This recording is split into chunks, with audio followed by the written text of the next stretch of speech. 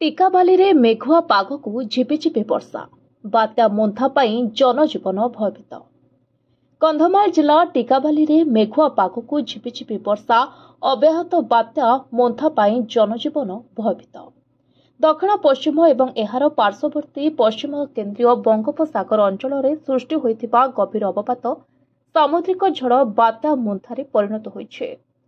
अपराह्न सुधा कंधमाल जिला टिकाबाली तथा एहार आखपाख अंचल में एपरि किछि प्रभाव किंतु पड़ेनि। समग्र टाउन रे प्रत्युषरू अपराह्न सुधा मेघुआ पाग सह झिपिझिपि वर्षा सांगको सामान्य पवन बहुथिबा बेले आभ्यंतरीण जंगल और नदीकूल ग्रामांचल में अधिक पवन सह वर्षा हेउछे। पाणीपाग विभागर सूचना को आधार करी समग्र कंधमाल जिले में 3 दिन पर स्कूल और अंगनवाड़ी केन्द्र को छात्र छात्री माने जीवापाई बंद करा जायछे।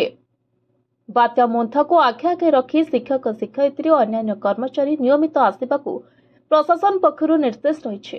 एही मोन्था आसीथिबा जोगु जनसाधारण और जानवाहन रे यातायात यात्री माने सचेतन होई निहाती जरूरी काम नथिले दूर दूरांतर को किंबा बजार को न जाई निज घरे रहिथिबा देखिबा पाई मिलुछे।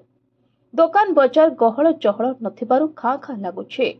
यात्रीवाही बस गुड़िकरे आवश्यक संख्यक यात्री आसुनथिबा देखिबा पाई मिलुछे।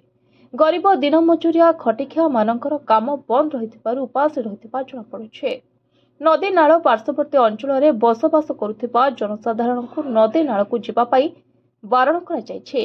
एसबुक नहीं टिकाबाली ब्लॉक प्रशासन तरफरु समस्त विभागीय अधिकारी संपूर्ण सजग रहिथिबा सूचना मिलिछे। कंधमाल जिला टिकाबाली कुना दिगाल को report, voice of Odisha live.